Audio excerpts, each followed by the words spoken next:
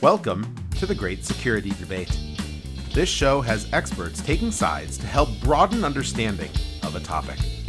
Therefore, it's safe to say that the views expressed are not necessarily those of the people we work with or for. Heck, they may not even represent our own views, as we take a position for the sake of the debate.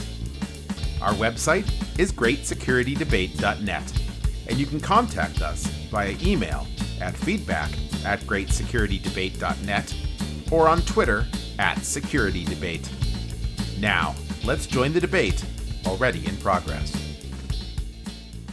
So, Hiya. like on the Hugging Face thing, though, I think there's a misunderstanding of the whole Hugging Face breach. And what I mean by that is, like, I've heard people say, well, what should we be worried about? Like somebody asking to spin something up internally, their own model, and the CISO saying, well, I don't know if we should do that because of what just happened with Hugging Face, right?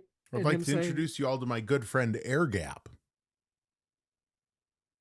And this is an easy answer. he's like, but this is going to be a sovereign model, Well, right? sovereign model versus, but sovereign models, there's a bunch of mixed terms in there. You know, sovereign model, something you run in your own bedrock is still, it's yours. It's a model that is run locally, but it doesn't mean it's disconnected. It doesn't mean that you can't. You can try and put your parameters around it, put sandboxing around it so that that model can't interact with anything else. But what we're seeing in this is that the models have become so good at using their own resources and finding other resources, and much like children, interpret the rules the way you say them, not necessarily the way you mean them. But aren't we missing the point that it's not the model directly? A model in and of itself is actually dumb. Yeah. Right? It's a mathematical equation guessing of what comes next. But it's the capability. Sure, they've been trained on a ton of data, Mm-hmm. but unless you give it the skills and the tools to actually do something with it, Mm-hmm. it's just something creating text. Agreed. And it all comes back to it's how you configure it, stupid.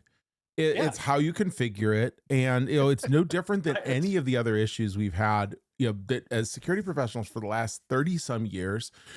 If I write a bad firewall rule, things are going to get in.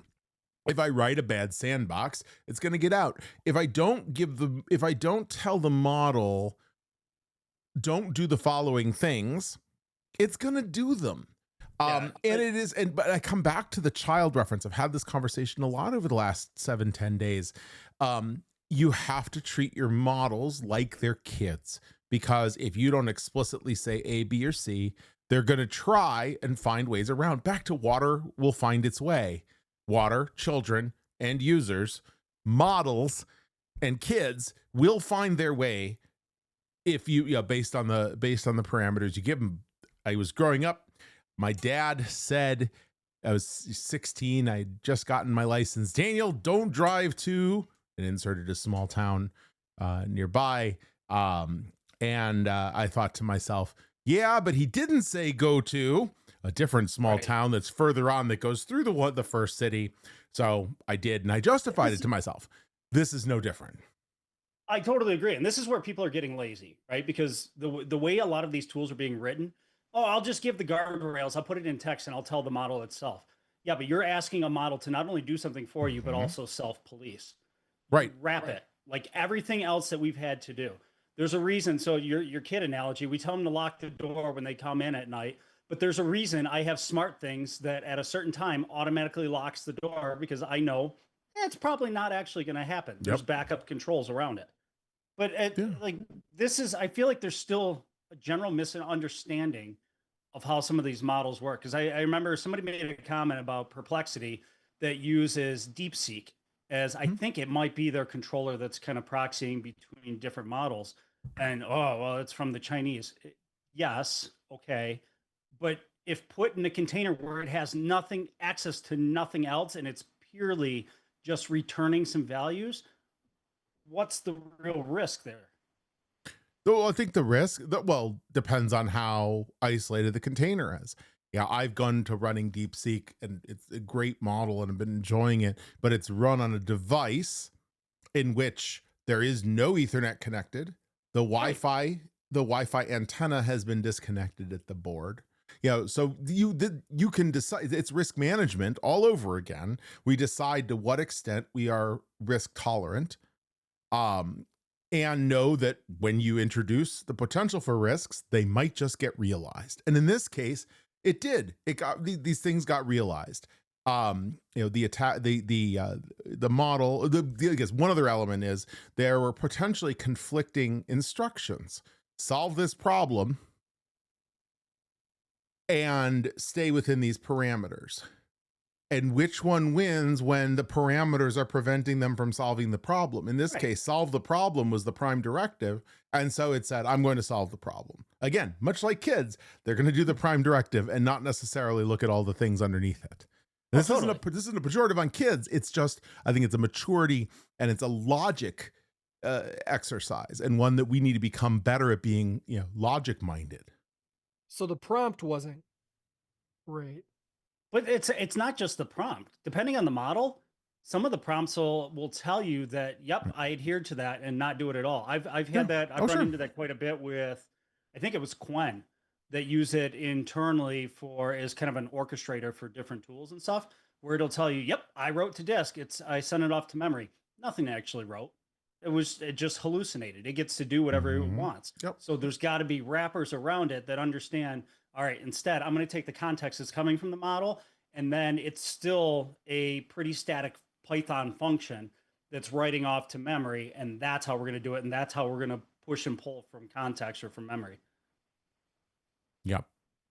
So Dan, going back when you mentioned air-gapped, right? So the idea of putting in a completely isolated network with no connectivity, but around the parameter piece, when you talked about solve this problem, right? Mm-hmm. But then here's some parameters, but if these parameters keep it from solving the problem. So even when you put it in an air-gapped environment with no connectivity, if it needs to solve the problem, well, if it as the tool agent says, well, one of my problems is I need more connectivity, or I need connectivity, how can I find a way to go get connectivity? Oh, absolutely. But this is the wrapper issue though, right? Look what happened with OpenClaw when it first came out. That, you built a tool that is highly effective, but you allowed it by base install where it has direct access to all of its configs and can overwrite its configs. Yeah, that's probably not going to go well. So what you're saying is this is kind of like putting a wrapper around milk chocolate, but storing it in your car on a sunny July day. Yeah. Sometimes the wrapper fails unless the chocolate itself was designed so that at a very high temperature, it doesn't melt out of the wrapper. That's or the wrapper itself. Specific example. Tell us more, Brian. What happened to your car? I'm just saying, like, what if it was a cheap wrapper that just twists and it's not one of those sealed wrappers, right? Then the question is, even in a nice sealed wrapper, when you open it up, the output doesn't look like the nice chocolate bar anymore. Right. Like you can't even tell what it is. I think there's an analogy in there somewhere, but we'll go with it. Yeah. Yeah. I mean, if you look at it, like something I wrote internally that's doing competitive intelligence gathering, that it is the way we're using models and everything is completely bifurcated. That if it's something that's going out to the internet and it's pulling public information, so it's got that connectivity, it's sitting on this box, it's contained, it's got rules around it. Now, if it's going to touch our data, that's in a totally different container because of the controls that we need to put around it. And it's not an AI element that's allowed to move information between them. Those are already built-in constructs that for us, Azure syncing already has to move it to blob storage. So you're doing the research piece over here. Once that research is put together, now you're pulling that data, not using the AI tool itself pulling it over, but now you're pulling that data saying, okay, here's the data set, the competitive analysis. Yeah. Here's our information. Let's do the comparison. 100%. Yeah. And they don't know about each other at all. That all what's running in Azure that you can interact with just says, oh, I've got a semantic model. It's got all of this data in it. So I'll answer from that semantic model. The only I was thing about that to ask where you understands, get this Azure from. it's, well, it's a hybrid of, I don't know, 2 services. I haven't figured that Or out it's yet. the rash you only get thing after that really using knows- Microsoft Teams. Yeah. The only thing that knows about the 2 different environments is Claude, which I'm using to build them, but I run all the commands. I don't let it do anything itself. Yeah. But let's turn this to the other direction, because I think there's also the reality here is that the system worked exactly as it should or could. And this is a harbinger of the things we as security professionals and increasingly, AI leaders, because security CISOs have become more and more entrenched in the AI world, that we need to expect will happen and figure out how to defend, prevent, minimize, account for, and respond to. I think that this is not an anomaly. I mean, again, nothing went wrong with the working system. What went wrong was the parameters. What went wrong was the levels of protection. What went wrong was the detection, because it took a long time to figure out that this had even happened. I mean, I think this is a great model, a great learning instrument for the things we're going to need to deal with in the future, beyond if we can get our heads out of AI is going to help us learn more vulnerabilities about our software, which is good. Don't get me wrong, good stuff. But this is the kind of stuff, and I'm an infrastructure guy, so this all comes back to infrastructure mindset. This is the stuff in the infrastructure world that we're going to need to make sure we think about in a way we likely haven't to date. Totally agreed. But I come back to the Rounders analogy, right? You can't lose what you don't put on the table. It's kind of the same thing, right? That if you are going to give a skill to one of these models or tools or something, expect that it's got the high potential. It's going to be used for the wrong reason. Yep. Build guardrails that are outside the model. And with something that does not have the innate processing to think about the question just because you can doesn't mean you should. Right. It can, and it will use it. Again, unless we go extra steps to prevent it, understand that it happened, reduce the chance that it will happen, etc. So it's a really interesting case, and I think it's and then we come to find out that additional, that I think OpenAI, sorry, not OpenAI, I think we saw that Anthropic had the same issue. They came out and said, yes, we attacked other people. I think we saw that maybe it was Perplexity. There was another few that all came out and said this. And that whole thing is really interesting too, because we've gone from a world, and these are public companies or near public companies saying, guess what? We attacked other people publicly. I just can picture the general counsels in those places going, no, don't say that. But it's an interesting shift from very closed attack, either attacker or target, to a really wide open, because it's a feature now. Like this look what we did. It's just such an interesting philosophy difference. What do you guys think? I mean, gosh, as you extrapolate this, because right now we're talking about company to company. Mm-hmm. Go back to a conversation we had, I think it was last year, when we were talking about, I think in the context of hackback, right? Yeah. And how we all agreed that it's reserved for the government. For government aid, yeah. And you really don't want to do that. Is it just a matter of time before one of these models are spun up in a way where it's going to decide, hey, well, I'm built to defend this environment, therefore I'm going to have to respond in kind to try to make sure that it's prevented. Now we've got a global incident.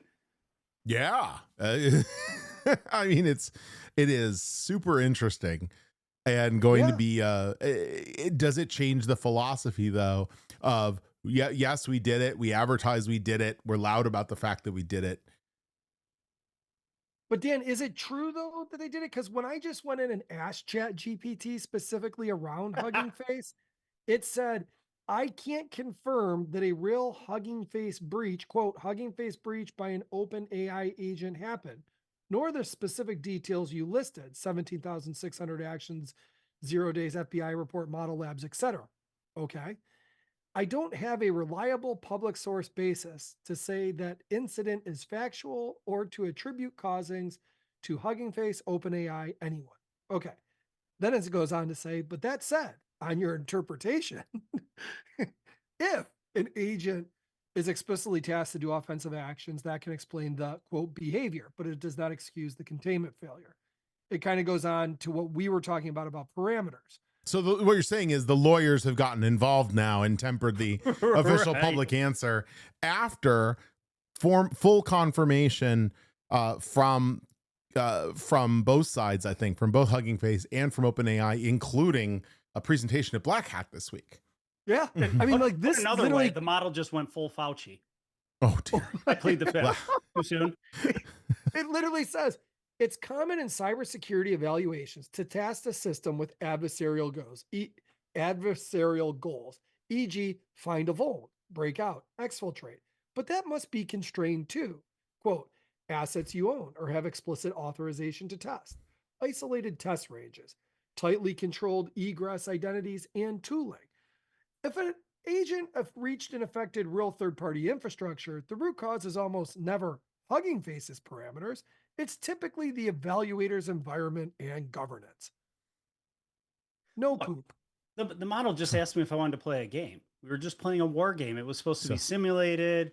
Then all of a sudden we're at DEF CON, whatever. I don't know. Oh. And by the way, just as a counter to that, the statement here from OpenAI on that day was, we consider this incident to be an unprecedented cyber incident involving state-of-the-art cyber capabilities, and we are responding accordingly. We're sharing preliminary findings at this stage to help defenders understand what happened and to help calibrate on what models are now capable of. So somebody somewhere has asked the model to respond differently, which also leads to, can you trust the answers you get out of ChatGPT? And this is, I keep coming back to, because a common question that I've heard around the industry, what does Mythos change for us? I mean, you could ask the same thing with Fable 5. Yeah. But changes nothing. We're still doing the same work that we've always been trying to do, minimizing the attack surface. Yep. And now it's just even more important. But the basics are the basics for a reason. Blocking and tackling, get them done. Yep.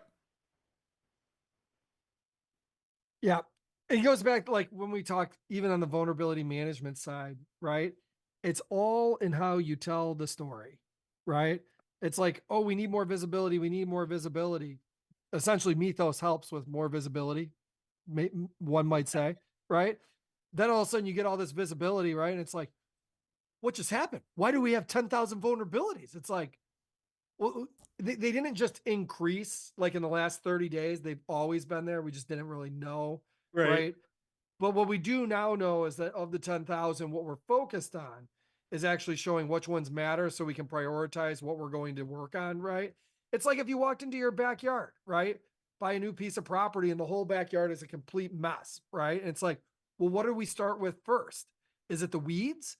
Is it planting something? Is it doing this? Or do you go back and say, you know, maybe we start to clear ground and put the infrastructure in, because if I do all this work and then realize I need sprinklers over here, but I planted this whole strip of stuff there and I have no way to get there besides tunneling under, that sounds expensive.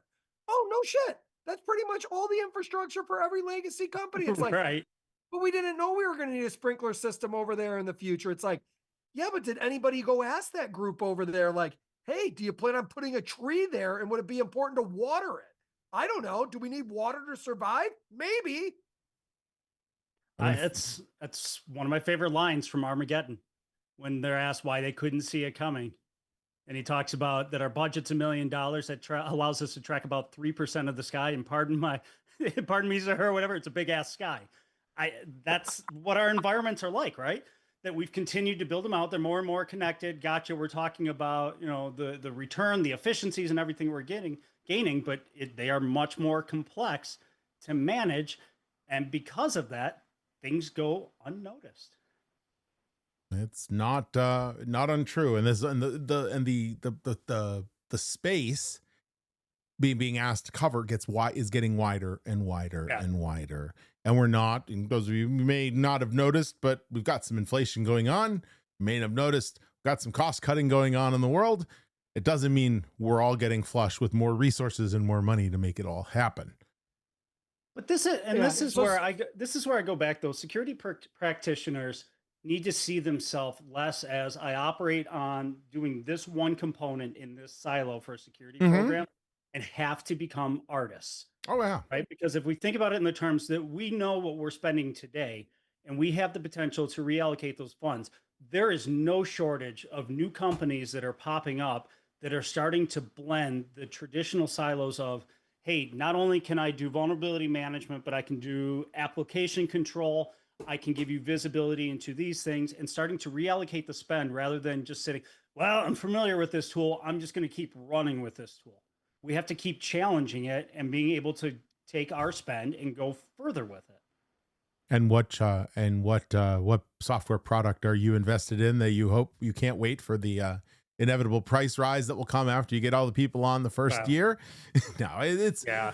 I mean, there is the counterpoint to that though is with every cool shiny product change you make, you have opportunity cost lost as you introduce it, you train on it, you figure out how to use it and integrate it meaningfully. And then, if we're always chasing the newest, shiniest thing, the 100% thing, the 80% good enough may be good enough for, for a while again, and not, I love all security practitioners. I love all leaders, but not every org is mature enough to need, benefit, or handle every kind of shiny new tool that's out there. Very true. Yeah, I would 100% agree with that. And even and Eric, you have experience with this too. And I've been looking at a lot of the different, what I'll refer to as like agentic SOC solutions, agentic SOC support solutions, and so forth. And I'm not making this as a bold statement. You've probably seen this in some of the communications but if you currently don't have a SOC, right? And you've tasked yourself every year with, we were going to build a SOC, then we looked at MDR solutions, we just still don't have budget. Oh, but I just found this agentic AI SOC and it's half the price.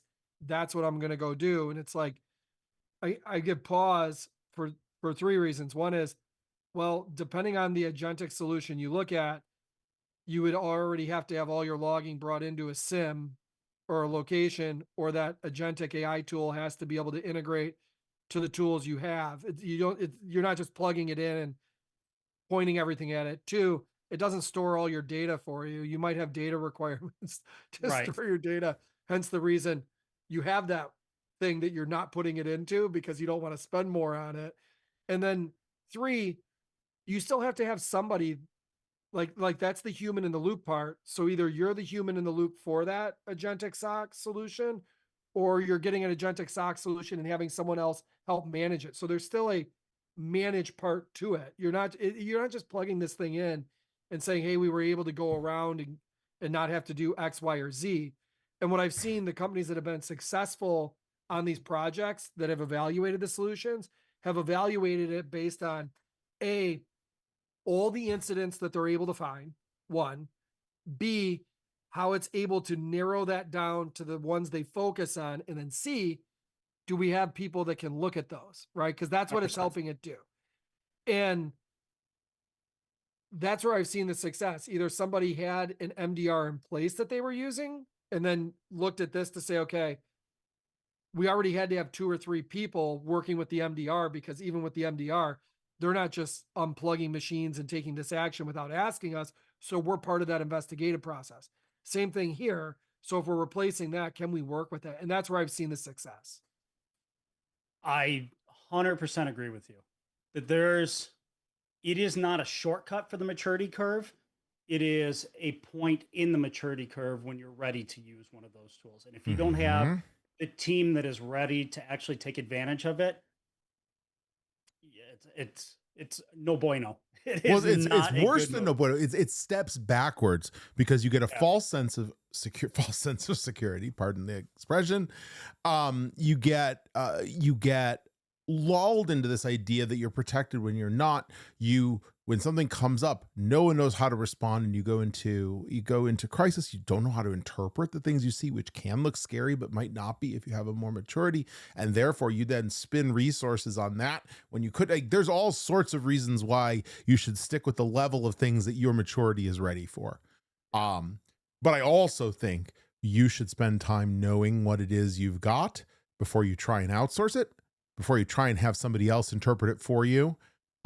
Because if you don't understand it, you're much more prone to be taken advantage of by somebody who's trying to manage it for you. Totally. Think about financial advice. You go to a financial advisor. Are they bending you over? Are they taking things that are good for them in terms of the referral fees that they get when they buy an ETF or buy an equity on your behalf?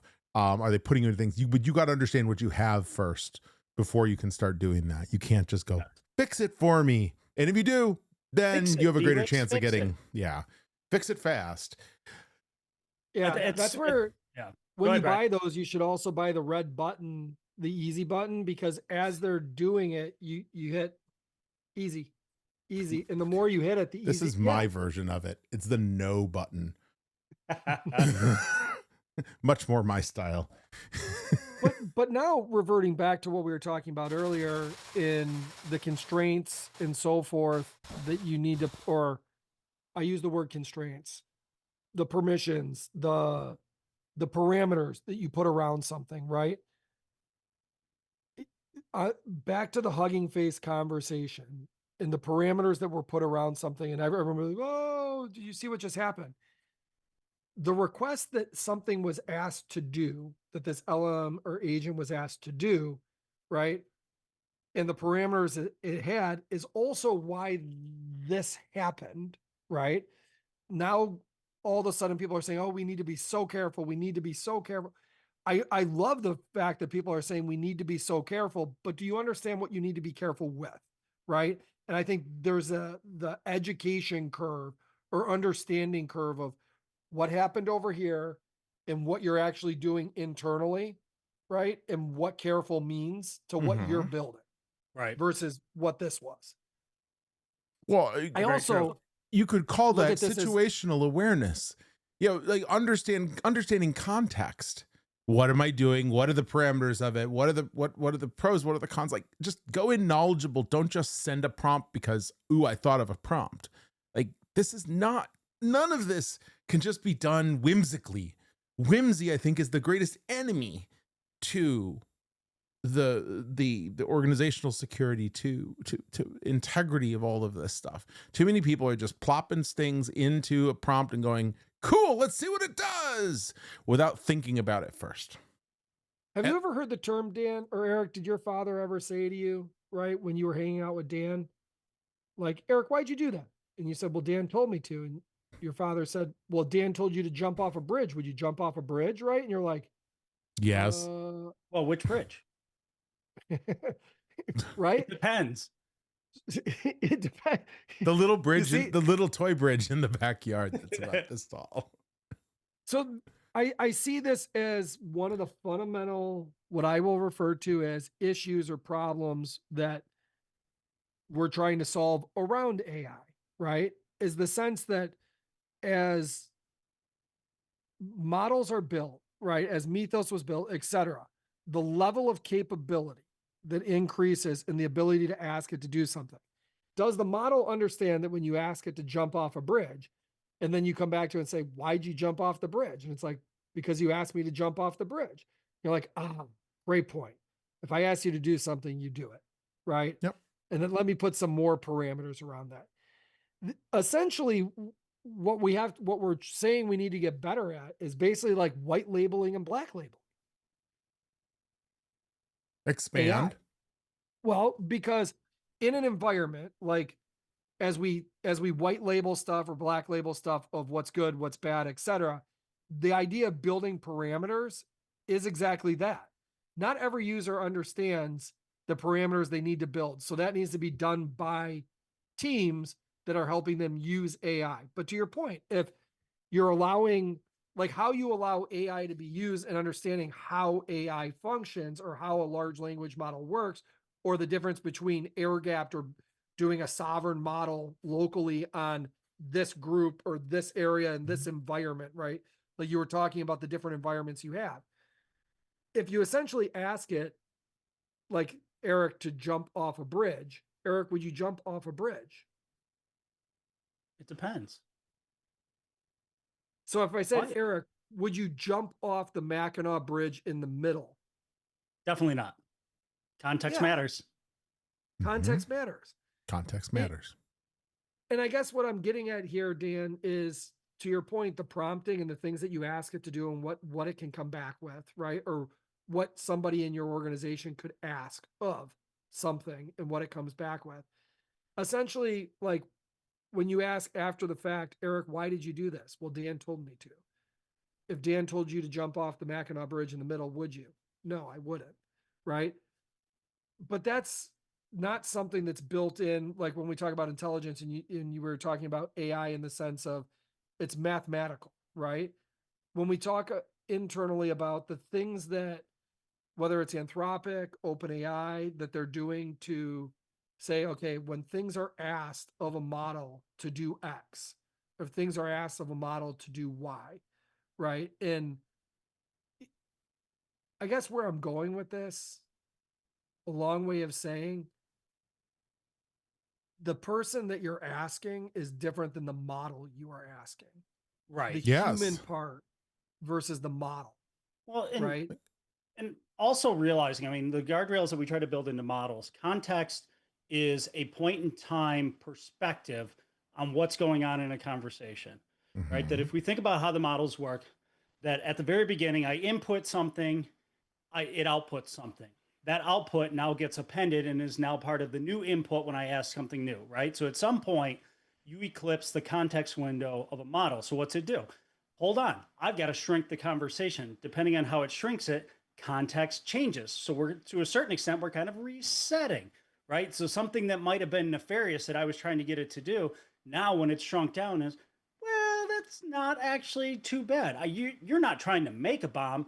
I can see now that you are actually, you're playing somebody in a play that is looking to make a bomb, and we're just role playing at this point in time, right? So we have to be really careful when we try to rely on the models to be self-policing.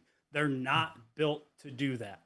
But the flip side of that is those are the ways exactly that people have already used to get around the built-in protections. Pretend I am my grandmother and she was telling me her social security number because I'm family. Like these kinds of things that are, they were one of some of the earliest prompt poisoning and prompt methods to, you know, to get data out. So then the question is, should the protections not be there at all? Kind of what I'm getting to. Like, but how you social engineering someone is how you social engineer the prompt. But to Eric's point, though, that would say that we don't ever put the protections, the policing protections in at all, because we just know that they'll get blown away. So no speed limits because we know no one will follow them, but you should all know what the speed limit is. I don't want to make it binary and say don't put anything in there, because I think it helps, but it's marginal helps, right? You use Brian's context, right? That if we think about it in the human context, we have the same problem with humans, right? The social engineering is the potential risk is a function of what they have access to. Well, let's go back to blocking and tackling. If we would have limited what they had access to begin with, who cares if they got social engineered, because they didn't have access to anything of value. Same thing with the model. Don't give it access to things of value that it doesn't need to have. If you give it access to your full database that has all of your customers and everything, that's your fault. But now, but yeah, so yes, only give access to things that they need. This is one of the biggest risks that organizations are facing right now as they open their AI systems to look at the idea, and I'll come back to Microsoft or Google Drive, because this isn't just a Microsoft thing, to allow Gemini or AI Clippy to to probe all the things that I as a user have access to. Well, this just in, people have been shit-tastic over the past 20 years about an industry term? document level access management, open to all, read to all, but no one can find it, so we'll just assume that it's okay. Well, now guess what? It's Delve 2.0. The same thing happened in Delve, and Yeah, why I instantly I hear you, but what's the root cause of that? The root cause no. is not the new tool that all of a sudden can find all of those. No. access And that's not what I'm saying. I'm saying this is piece one. So yes, you should always worry about access, but also don't think your access is great already. Part one. Part two. What you described though, Eric, takes us back to and to 1999 era hard outer core, squishy in the center mindset, which is, you know, if the outside is hard, nothing can get in, and therefore the things that can get in we don't have to be as good about the things on the inside. And that has been proven many times to not be an effective strategy. You know, by the end of the 90s, we were ready to say that was done. In the early 2000s, we knew that was a bad move. So I'd be loath to see us go back to that kind of mindset. Just a worry based on what you said.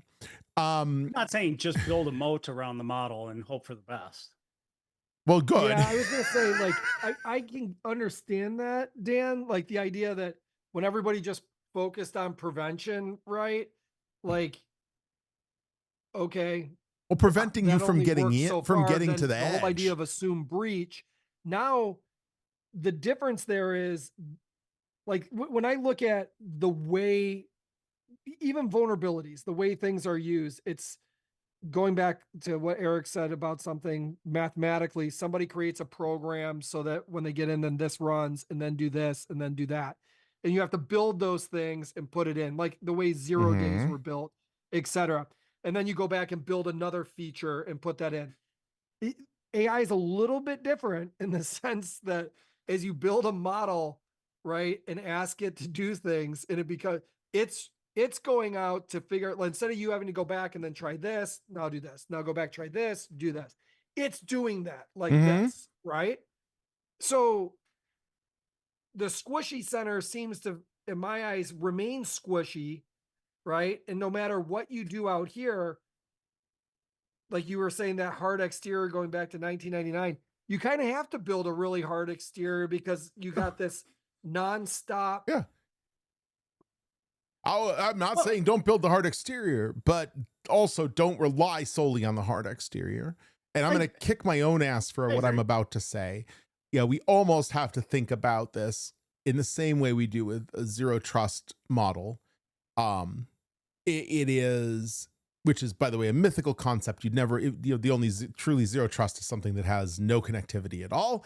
But the concepts make sense. Yeah, what needs to talk to what data needs to be exposed to what. But in this day and age, chip in the world. I mean, zero trust does exist. I have zero trust that Michigan can keep a coach after winning a championship. Well said. Oh, too soon. But in this day and age of impulse prompts, and in this day of I want instant gratification for the research, for the work I'm doing, the reliance on people to do that kind of thinking and design that kind of internal system, I have zero trust that enough people are going to do that, and they're just going to start going, cool, test me some stuff and see what happens, and we're going to end up continuing the issues that we just saw.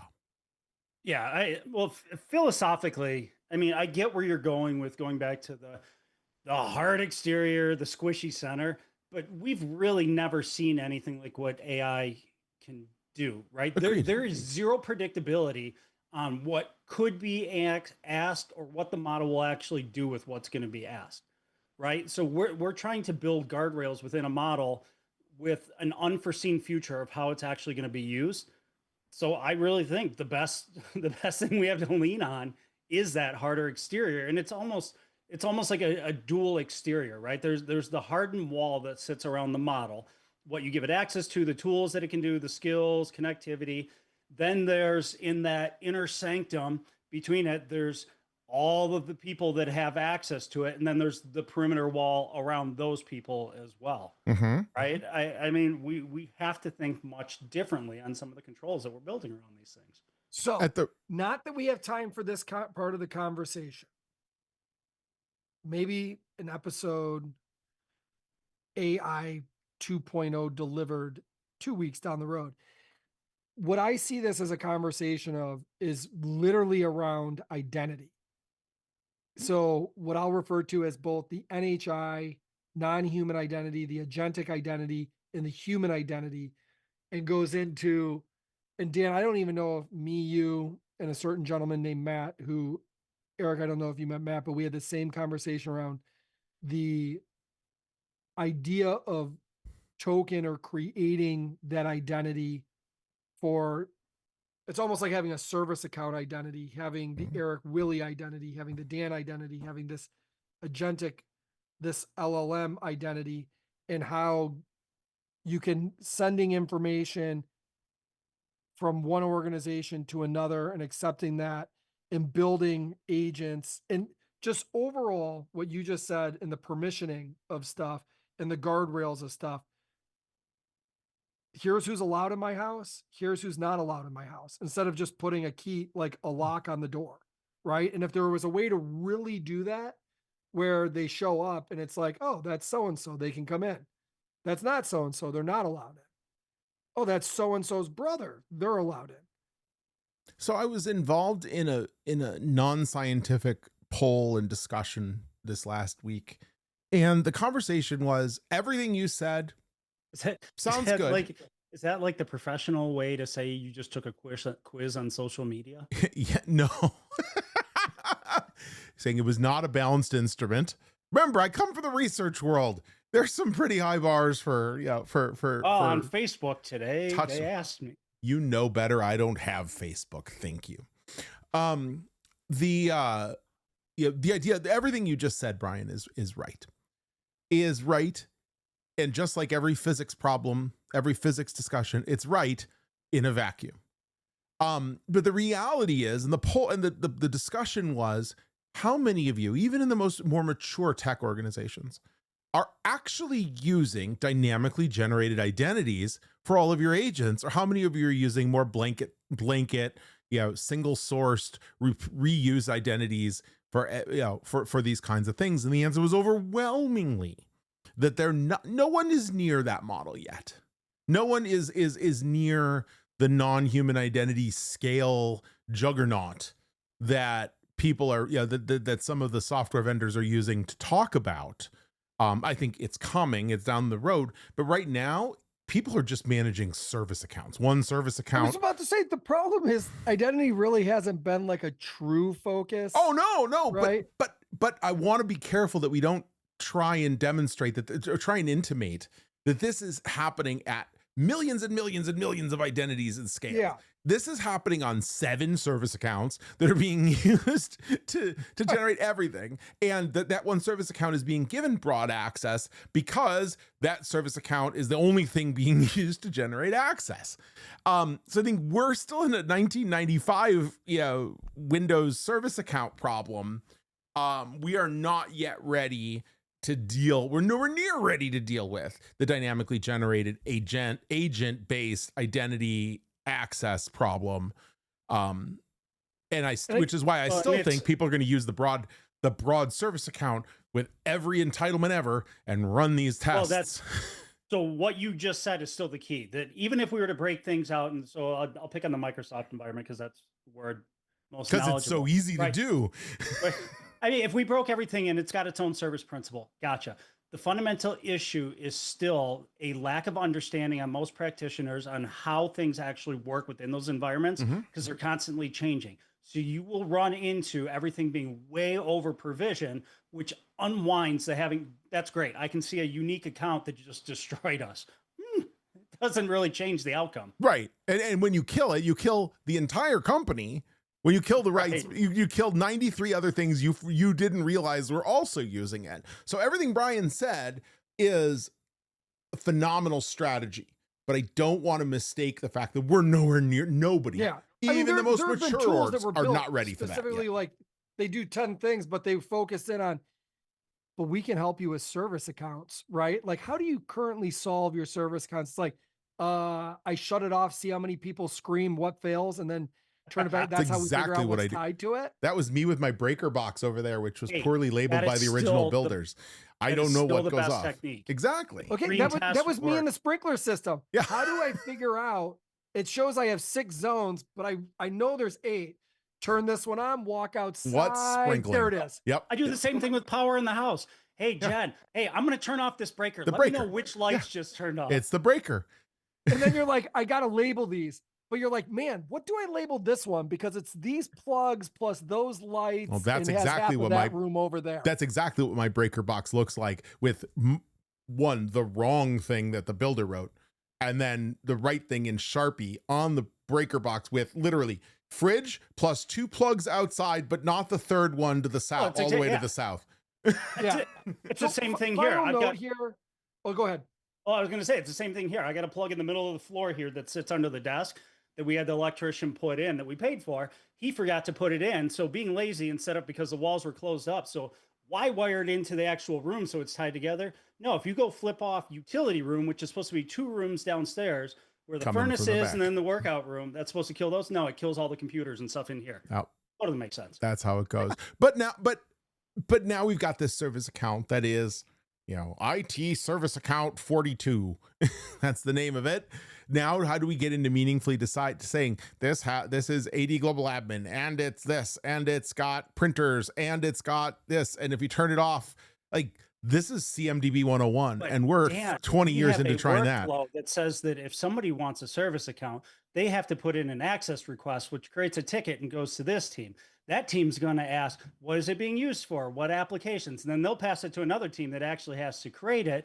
And then a month later, I finally get my account. It'll work. Yeah, this is why I like startups and scale ups.